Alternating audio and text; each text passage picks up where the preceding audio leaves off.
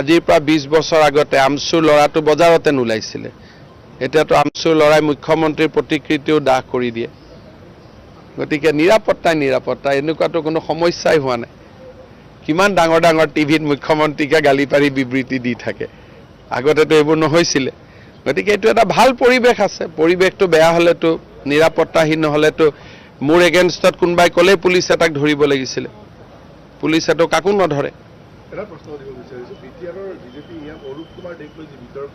ৰাজনৈতিক কিবা ষড়যন্ত্ৰ থাকিব অলপ অৰূপ কুমাৰ দেশ অলপ বিতৰ্কিতটো বেছি হৈ থাকে মই হাক দিছোঁ যে বেছি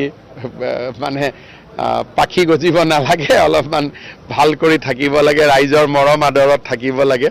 কাৰণ ৰাজনীতি কৰা মানুহ যেতিয়া ৰাইজৰ পৰা আঁতৰি যায় তেতিয়া তাৰ ভেলু নোহোৱা হৈ যায় সেইকাৰণে অৰূপ দেশ মই গুৱাহাটীত মাতি আনি বুজাই দিছোঁ যে আগত যেনেকৈ ৰাইজে ভাল পাইছিল এতিয়াও যাতে ৰাইজে ভাল পাই থাকে ব্লাড ডোনেশ্যনৰ কাম কৰিব লাগে গছ পুলি ৰুব লাগে দুখীয়া মানুহক সেৱা কৰিব লাগে বিতৰ্কৰ পৰা দূৰত থাকিব লাগে কিছুমান বিতৰ্ক বনি যায় কিন্তু ঘৰত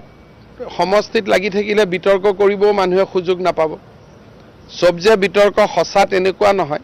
কিন্তু নিজক বচাই চলিলে সকলোৰে কাৰণে ভাল এমাহ লাগিব প্ৰক্ৰিয়াটো কিন্তু CBI ডাইৰেক্টৰে খবৰ সদায় লৈ আছে তেওঁলোকৰ লগত আমাৰ পুলিচৰ যোগাযোগ চলি আছে কিন্তু আমি কেছবোৰ একত্ৰিত কৰিব লাগিব নটিফিকেশ্যন দিব লাগিব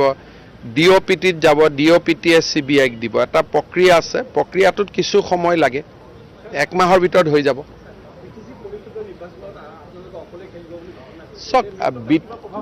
এইটো মিত্ৰতা এইকাৰণে প্ৰভাৱ নকৰে আপোনালোকে যদি চাই যোৱাবাৰুতো আমি অকলেই খেলিছিলোঁ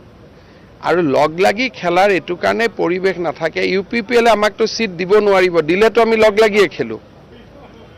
কিন্তু তেওঁলোকে আমাক দিব নোৱাৰিব গতিকে কিন্তু যোৱাবাৰু আমাৰ এটা সিদ্ধান্ত আছিল যে আমি প্ৰমোদ বড়োৰ বিপক্ষে প্ৰাৰ্থী দিয়া নাছিলোঁ আমি হাগ্ৰামা মহিলাৰ বিৰুদ্ধে প্ৰাৰ্থী দিয়া নাছিলোঁ বিজেপিয়ে বড়ো জনগোষ্ঠীৰ লগত সংঘাত নিবিচাৰে গতিকে